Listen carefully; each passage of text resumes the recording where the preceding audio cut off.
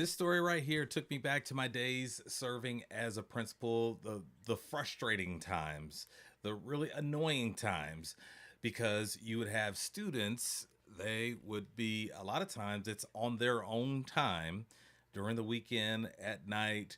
They're on social media or they may be in a group chat and may decide to go after one of their fellow students. Maybe they'll have a picture of that student and they'll caption it and add some other things to it, and then it gets sent out and it spreads like wildfire throughout the school community via the internet. And us as principals, we don't know anything about it. It doesn't hit us until the student who's being targeted will either bring it to our attention, or them just being at school is just so difficult because they're so affected by being targeted via group chat, internet, what have you. And then just the fact that it's spread throughout the school community, everybody knows it can be very, very embarrassing and very difficult, uh, for the targeted student, of course, but also for the administrators, because our reach can, our there are definitive boundaries in terms of what we can do and what we can discipline students for when it comes to them interacting or on their own time on the internet and producing things on the internet. So uh, a number of times I've had to tell parents myself that I'm sorry, I can't do anything about this. My hands are tied. I have no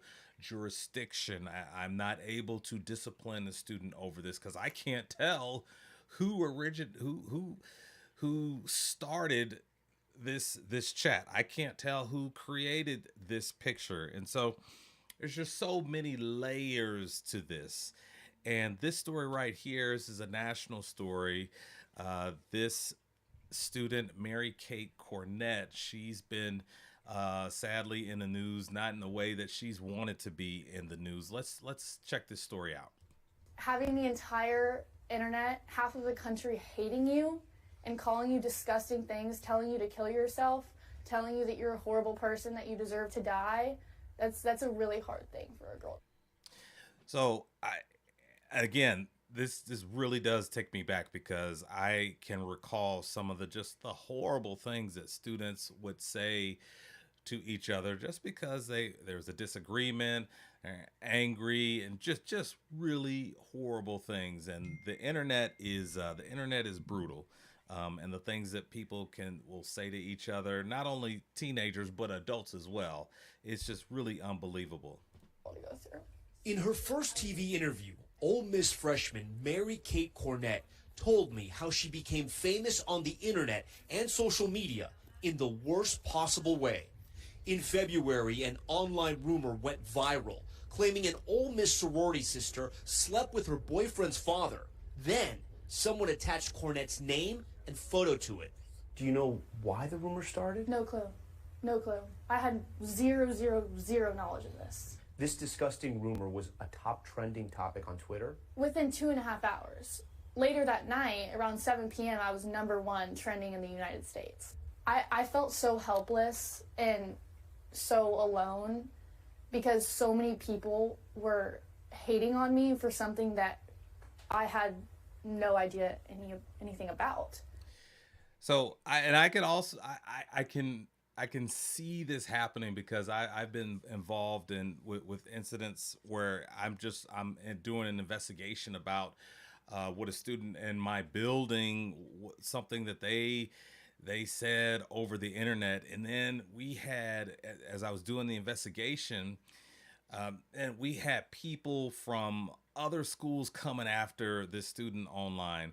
We had people from other states coming after the student online, just making it very, very difficult for that student. So, yeah, to her point, this stuff can spread like wildfire. It can trend to the point where you have people from other cities, states, countries coming after you online. That's how bad this can get.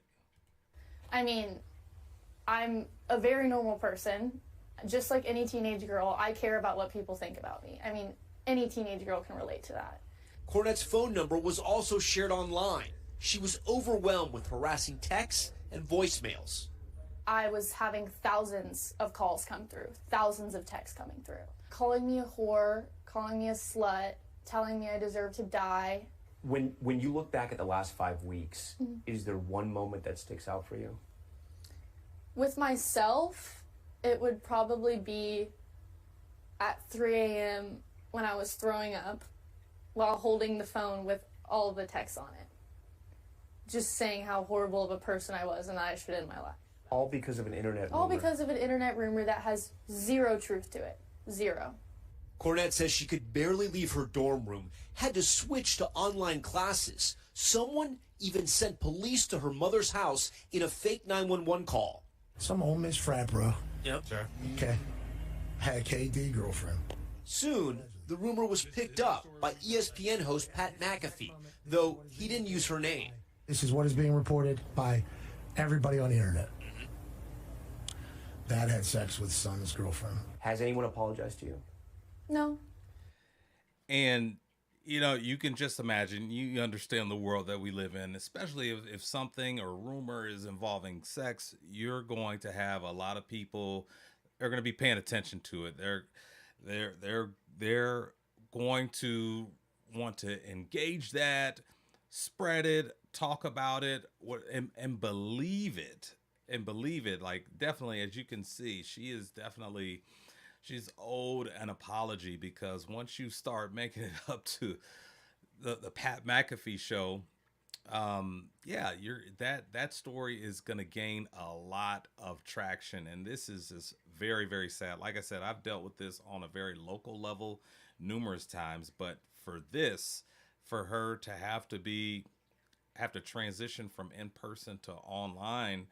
And I've done that before as well in my career, to the point, because, you know, I've had a student who just couldn't take it, just couldn't take that experience of going to school and facing the people, the many classmates who probably had this altered picture of that student with a nasty caption on it.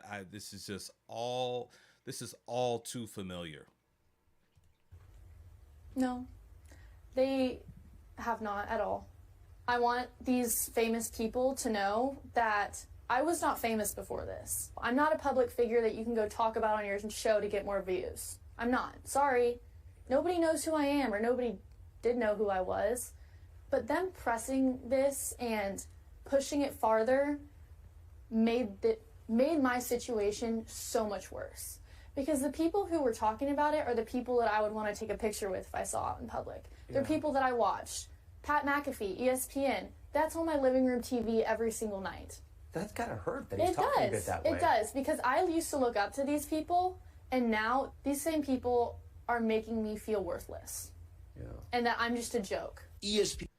So we'll stop it right there. But that is what a sad story. What a sad story. The fallout from, you know, spreading a simple rumor, or taking an altered picture of somebody and adding a nasty caption, or using AI to illustrate someone in a very compromising situation. It's really, really evil, because as you can see with Mary Kate, the rest of the country, the rest of the world has attached onto this story, and they've read it, they've spread it, they've believed it, and of course people have strong opinions about it, and they've expressed those opinions because they believe the rumor that she's guilty of doing what she's been accused of. So it's very, very sad. And again,